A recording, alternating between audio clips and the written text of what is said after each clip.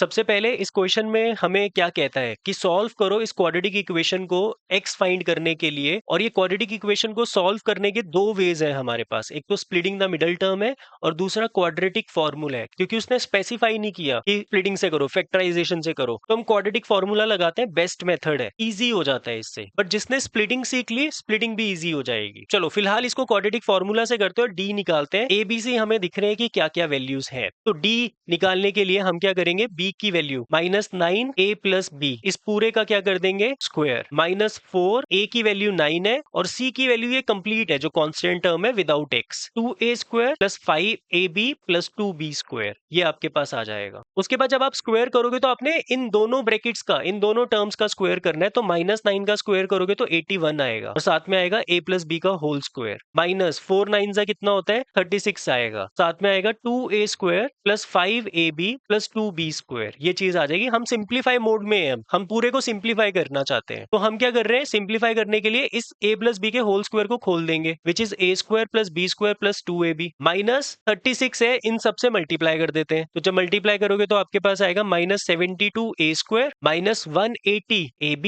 -72b², यही आया होगा सबका। अब 81 से मल्टीप्लाई कर दोगे तो ये आ जाएगा 81a² + 81b² + 162ab -72a² -180ab -72b²। अब आपको यहाँ पे सिर्फ लाइक टर्म्स ढूंढनी है, 81a² और -72a² दोनों लाइक टर्म्स है, सॉल्व कर देंगे तो ये बनेगा 9a²। ऐसे ही ये दोनों टर्म्स है प्लस 9b²। उसके बाद 162 और 180 ab वाली टर्म है तो -18ab, और दोनों में से जब 9 कॉमन लेंगे तो अंदर आपके पास a² + b² -2ab बन रहा है। और अब मेरी बात ध्यान से सुननी है, एक चीज आप हमेशा कोशिश करोगे, क्योंकि जब फॉर्मूला लगाते हो d आपका किस में होता है, अंडर रूट में होता है, तो हमारी कोशिश होगी कि ये होल स्क्वायर में बन जाए ताकि अंडर रूट से वो स्क्वायर कट जाए। समझ रहे हो ये वाली बात, तो काम आसान हो जाएगा। और जो क्वेश्चन इजी बनते हैं ना, वो क्वेश्चन ज्यादातर ऐसे वाले जिनमें ए बी वगैरह होते हैं, वो होल स्क्वायर में कन्वर्ट होते हैं। जैसे 9 भी कन्वर्ट हो जाता है, और ये तो होल स्क्वायर की आइडेंटिटी ही है, 9 3 का स्क्वायर होता है। तो बेसिकली इसको मैं क्या लिख सकता हूँ, 3 का स्क्वायर, या फिर 9 ही रहने देते हैं, ये a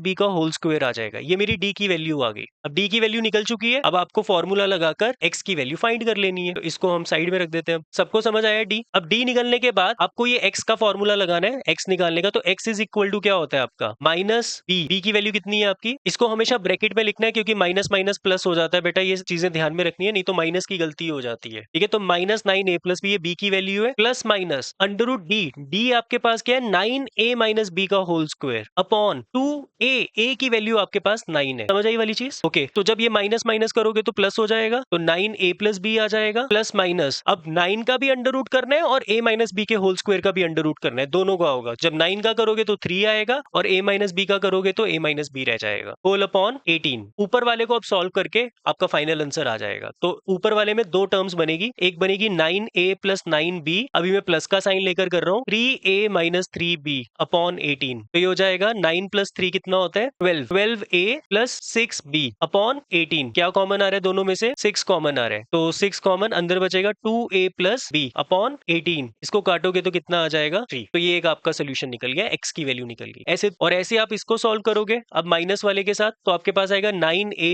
+ 9b -3a + 3b upon 18। अब इसको सॉल्व करोगे तो कितना आएगा 6a, इसको सॉल्व करोगे तो कितना आएगा 12b अपॉन 18। अब वापिस से 6 कॉमन ले लो, अंदर बचेगा a + 2b अपॉन 18, इसको काटोगे तो 3। तो आपके फाइनल दो आंसर्स आ गए, एक आंसर निकला है 2a + b अपॉन 3 और दूसरा आंसर निकला है a + 2b अपॉन 3। क्या यही दो आंसर्स आए हैं? समझ आया है? इस टाइप के क्वेश्चन आ सकते हैं, ये ट्रिकी क्वेश्चन है, ये इजी क्वेश्चन नहीं है, बट आप अगर इसको करना सीख जाओ तो कुछ भी नहीं था इस क्वेश्चन में, बताओ था। अब अगर मैं इसको स्प्लिटिंग से करूंगा तो थोड़ा टफ हो जाता है एक बार, तो चाहते हो मैं करूं स्प्लिटिंग से? नहीं चाहते? देखो यहाँ पर ना आपको अगर फैक्टराइजेशन से करना है इस क्वेश्चन को, तो मुझे एक चीज बताओ, देखो अगर पेपर में लिखा आ गया ना फैक्टराइजेशन से करो, फिर ऑप्शन नहीं होता और आ सकता है कि फैक्टराइजेशन से करो, वो चाहता है कि टफ हो आपके लिए चीजें। बट मैं एक चीज बताता हूँ, फैक्टराइजेशन टफ नहीं है। क्या आपको कंसेप्ट क्लैरिटी है फैक्टराइजेशन की? पहला स्टेप क्या होता है, सम और प्रोडक्ट निकालना, या फिर पहला step A X square plus B X plus C की फॉर्म में इक्वेशन को बनाना जो कि ऑलरेडी है, उसके बाद सम और प्रोडक्ट निकालना। तो प्रोडक्ट निकलता है इन दोनों को मल्टीप्लाई करके, यस और नो, कांस्टेंट टर्म और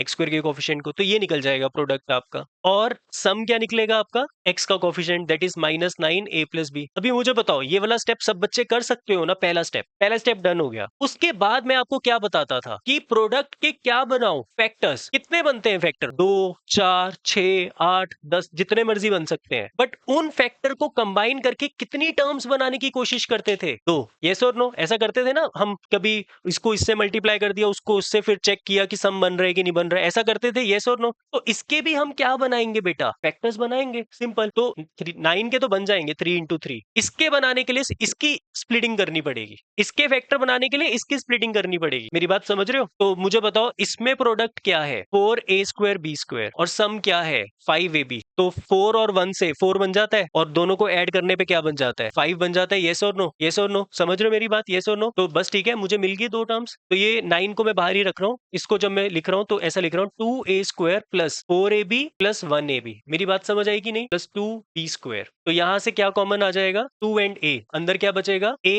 प्लस 2b। यहां से क्या कॉमन आ रहा है, अंदर क्या बचेगा a प्लस 2b, सेम बन रहे हैं ये वाली चीज और ये वाली चीज। तो एक फैक्टर क्या बन गया 2a प्लस b, और दूसरा फैक्टर क्या बन गया a प्लस 2b। ये चीज बन गई आपकी। अब फैक्टर्स बन चुके हैं, और 9 को मैं क्या लिख सकता हूँ, 2 बारी 3 लिख सकता हूँ। ये मेरे 4 फैक्टर्स बन चुके हैं, मुझे इन चारों का ही यूज करके 2 टर्म्स बनानी है। मेरी बात समझ रहे हो कि नहीं समझ रहे? ऐसा करते हैं फैक्टराइजेशन में हम, यस और नो। अब ये इसमें कन्वर्ट होना चाहिए। मैं क्या करता हूँ, कोशिश में मैं ऐसा करता हूँ, एक 3 इसको दे देता हूँ, एक 3 इसको दे देता हूँ, और दोनों को ऐड करता हूँ और चेक करता हूँ मेरा आंसर आता है कि नहीं। हिट एंड ट्रायल बेस्ड होता है। तो क्या बनेगा, इसको 3 देने पे 6a प्लस 3b, और इसको 3 देने पे 3a प्लस 6b, और दोनों को ऐड करने पे क्या बना 9a प्लस 9b। यही तो चाहिए, 9 कॉमन a प्लस b, सम यही तो चाहिए, यस और नो। हाँ, बस माइनस की दिक्कत है। और मुझे बताओ माइनस की दिक्कत को कैसे सॉल्व कर सकता हूँ। अगर मैं दोनों टर्म को एक एक माइनस का साइन दे दूं, तो मल्टीप्लाई करने पे माइनस का साइन वेनिश है, बट ऐड करने पे माइनस का साइन रहेगा। मतलब मेरे को दो टर्म्स स्प्लिट वाली मिल चुकी है। कौन कौन सी, एक है मेरी -3 2a प्लस बी, और दूसरी -3a प्लस 2b। क्या ये वाली बात समझ आई, ये दो स्प्लिट वाली टर्म, यस और नो? बस एक्स के साथ लिख देंगे उसको। थोड़ा सा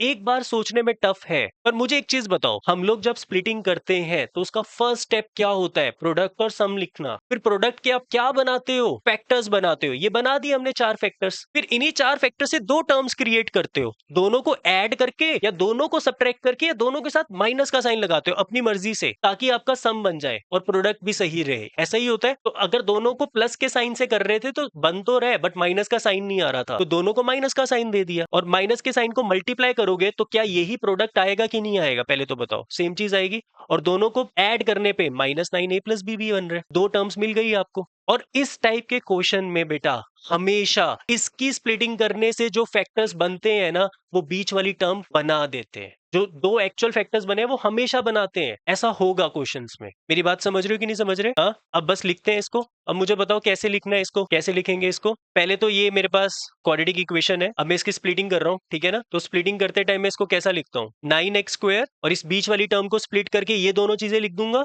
-3 2a प्लस b x, और फिर ये वाली term -3a plus 2b x plus ये वाली पूरी टर्म इक्वल्स टू 0, ऐसे ही लिखता हूँ। अब यहाँ पर भी मैं एक शातिर चीज खेलने जा रहा हूँ। वो क्या शातिर चीज है, मैं ये वाली टर्म एग्जैक्ट नहीं लिख रहा। मुझे बताओ इसी की स्प्लिटिंग करके ये 2 फैक्टर्स बनाए हैं ना मैंने, मैं यही 2 टर्म्स लिखूंगा, क्योंकि फिर कॉमन भी तो निकालना है। बताओ मुझे, फिर दोबारा थोड़ी ना स्प्लिटिंग करने बैठूंगा मैं इसकी। कॉमन तभी तो निकलेगा जब प्रोडक्ट में लिखूंगा मैं इसको। तो इसके 2 प्रोडक्ट बन रहे थे, एक 2a प्लस b बन रहा था, एक a प्लस 2b बन रहा था। अब बताओ पहली 2 टर्म्स में से क्या क्या कॉमन निकल रहा है, एक निकल रहा है 3 और एक निकल रहा है x। तो क्या कॉमन निकलेगा 3x, अंदर क्या बचेगा 3x, और ये 3 तो निकल गया और x भी निकल गया, तो -2a प्लस b ब्रैकेट के अंदर। क्या ये वाली बात समझ आई? इन दोनों में से क्या कॉमन निकल रहा है, एक तो निकल रहा है a प्लस 2b, बस a प्लस 2b, और माइनस के साथ निकालना पड़ेगा तभी साइन चेंज होंगे अंदर। तो minus a plus two b common निकलेगा, अंदर क्या बचेगा 3x, ये 3x बचेगा और साथ में क्या बचेगा 2a प्लस b बचेगा। क्या ये वाली बात सबको समझ आई कि नहीं आई? अब बताओ ये सेम बन गया कि नहीं बन गया? अच्छा यहाँ पे माइनस का साइन आएगा, क्यों? क्योंकि हमने माइनस कॉमन लिया तो प्लस वाला माइनस हो जाएगा। एक फैक्टर बन गया 3x minus 2a plus b